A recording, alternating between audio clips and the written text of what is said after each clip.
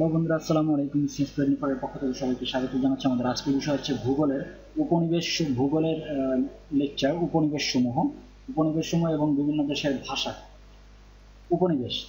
দক্ষিণ এশিয়ার সবগুলো রাষ্ট্র যার উপনিবেশ ছিল সেটা হচ্ছে ব্রিটেন। দক্ষিণ এশিয়ার সবগুলো রাষ্ট্রই ব্রিটেনের উপনিবেশ ছিল। মধ্যপ্রাচ্যের লেবানন, সিরিয়া বাদে অন্যান্য সব দেশ যার উপনিবেশ ছিল।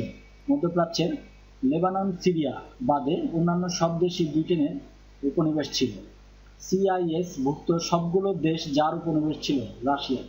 সিআইএস ভুক্ত দেশগুলো সবগুলো দেশ রাশিয়ার উপনিবেশ ছিল। দক্ষিণ পূর্ব এশীয় দেশটি কখনো কোন দেশের উপনিবেশ ছিল না।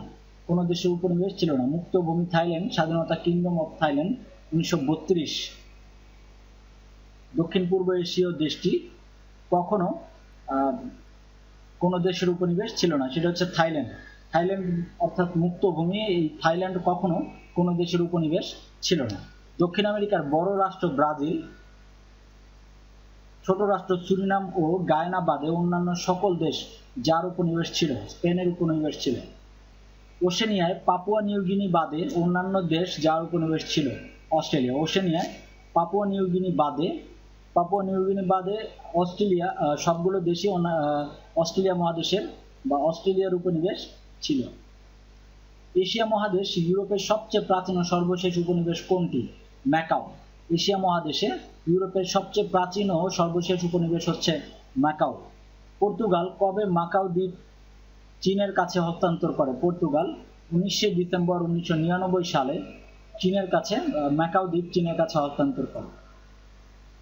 ম্যাকাও কত বছর পর্তুগালের অধীনে ছিল? ম্যাকাও 442 বছর পর্তুগালের অধীনে ছিল। হংকং কত তারিখে চীনের সাথে একত্রিত হয়? হংকং 1997 সালের 1 জুলাই চীনের সাথে একত্রিত হয়। হংকং কত বছর ব্রিটেনের অধীনে ছিল? হংকং 156 বছর ব্রিটেনের অধীনে ছিল। হংকং 156 বছর ব্রিটেনের অধীনে ছিল। উত্তমাশা অন্তরীপ কার অধীনে? উত্তমাশা অন্তরীপ হচ্ছে দক্ষিণ আফ্রিকার অধীনে।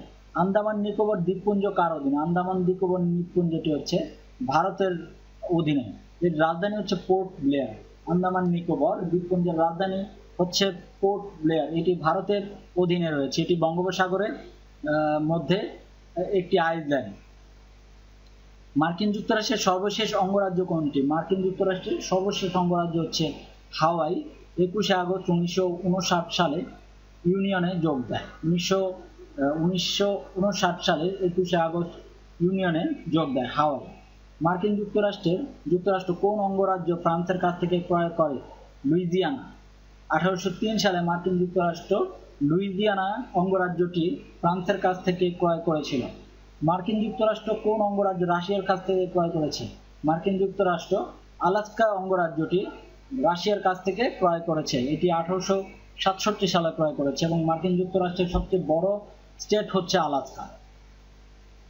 কবে থেকে উত্তর আয়ারল্যান্ড পুনরায় প্রত্যক্ষ ব্রিটিশ শাসনে চলে আসে? 2000 সালের 10 ফেব্রুয়ারি থেকে উত্তর আয়ারল্যান্ড পুনরায় প্রত্যক্ষ ব্রিটিশ শাসনে চলে আসে। মার্কিন প্রতিনিধি সভার সদস্যদের বলে কংগ্রেসম্যান। মার্কিন প্রতিনিধি সভার সদস্যদের বলা হয় কংগ্রেসম্যান। মার্কিন ইলেকটোরাল ভোটের সংখ্যা হচ্ছে 538টি। মার্কিন ইলেকটোরাল ভোটের সংখ্যা 538টি। ইইউ পার্লামেন্ট অবস্থিত লুক্সেমবার্গে। মার্কিন সিনেটর সদস্য 100 জন। মার্কিন সিনেটর সদস্য হচ্ছে 100 জন। ব্রিটেনের সংবিধান অলিখিত। ব্রিটেনের সংবিধান অলিখিত। মিশরের আইন পরিষদ পার্লামেন্ট নামে পরিচিত। মিশরের আইন পরিষদ পার্লামেন্ট নামে পরিচিত। পৃথিবীর প্রাচীনতম সংসদীয় গণতন্ত্র হয়েছে ব্রিটেনে। পৃথিবীর প্রাচীনতম সংসদীয় গণতন্ত্র রয়েছে ব্রিটেনে। পার্লামেন্ট নেই যে দেশে? পার্লামেন্ট নেই হচ্ছে সৌদি আরবে। ভারতের লোকসভার আসন কত? ভারতের লোকসভার আসন হচ্ছে 545টি। 543টি নির্বাচিত এবং দুটি হচ্ছে রাষ্ট্রপতি কর্তৃক নির্ধারিত। দক্ষিণ এশিয়ার একমাত্র ফেডারেল রাষ্ট্র হচ্ছে ভারত। দক্ষিণ এশিয়ার একমাত্র ফেডারেল রাষ্ট্র হচ্ছে ভারত। বিভিন্ন অঙ্গরাজ্যের জন্য আলাদা সংবিধান ফিলিপাইনে। বিভিন্ন অঙ্গরাজ্যের জন্য আলাদা আলাদা সংবিধান তৈরি করা হয়েছে ফিলিপাইনে।